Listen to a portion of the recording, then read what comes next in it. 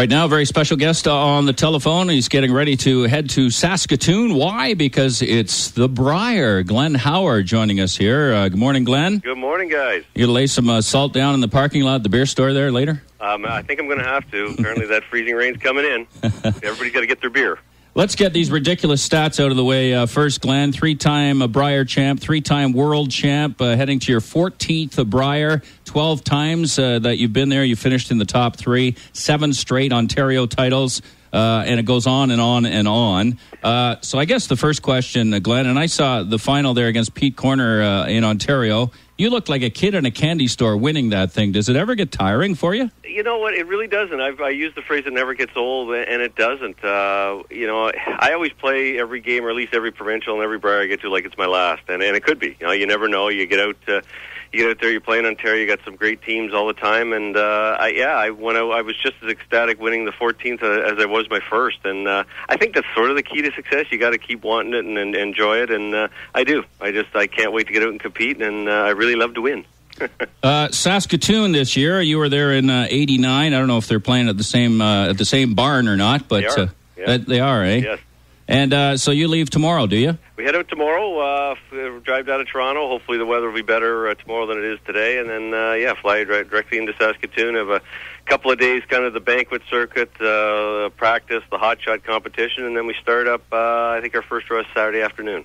Now, I know your son Scott is your 5th. You're on the team together. Is it just the 2 of you that go out, or is this a whole family affair that makes the trek? Well, normally it's all 4 of us. My wife will be coming out. She's going to come out, I think, with Wayne's wife and his kids on Tuesday. But my daughter, she's actually curling in another junior mixed regionals next week, so she can't make it. Wow. She's not very happy about that. But normally the whole family comes out, which is awesome, and obviously you need that support from the home front.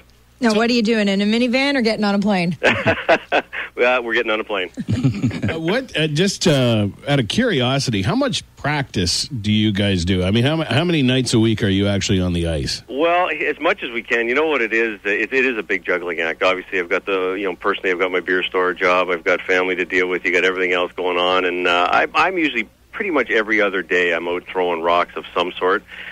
We do play in the Major League here in Penetang Machine. Wayne Madaw and his wife, and Judy, my wife, and myself playing that on Tuesday night. So we played there last night, and then I try and get at least every other day at some sort to get some rocks in. And it is what it is. I'd love to be able to practice more, but it's so hard to fit everything in. And I think it's working out okay.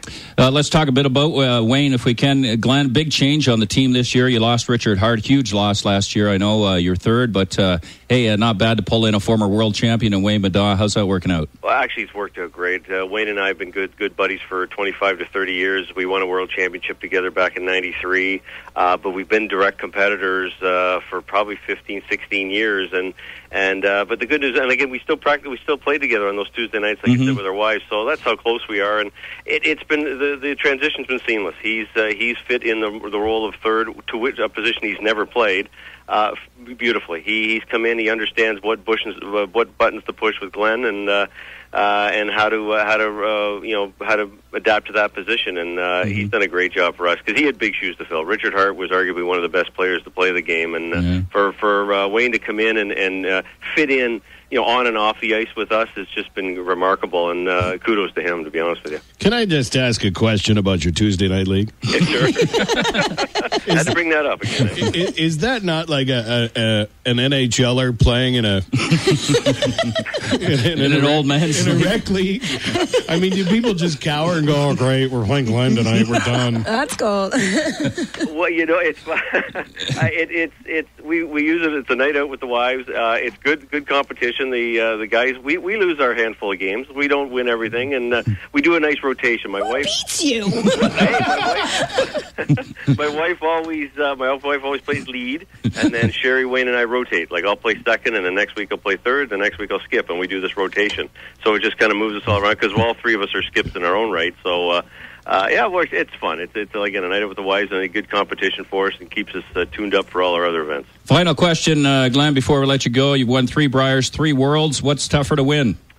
Briar for sure. Yeah? Yeah, the Briar Okay. is definitely harder to win. There's definitely more. The competition's deeper. The field's way deeper. That being said, I do notice the world competition is getting tougher. There's not as many good teams out there, but the ones that are like the best couple of teams in each country are really good. Yeah. And you see those same names all the time now. So it's getting harder and harder to win the World Championship, but still the Briar's the toughest. Appreciate you having on this morning, Glenn. Have a good, safe trip tomorrow, and we'll be obviously watching very closely around here the progress next week at the Briar. Well, thanks very much, guys. Glad to be on. All right. Appreciate it. Best of luck. We're going to play a song here from you for you from the Guess Who. I think it's rather appropriate. Running back to Saskatoon.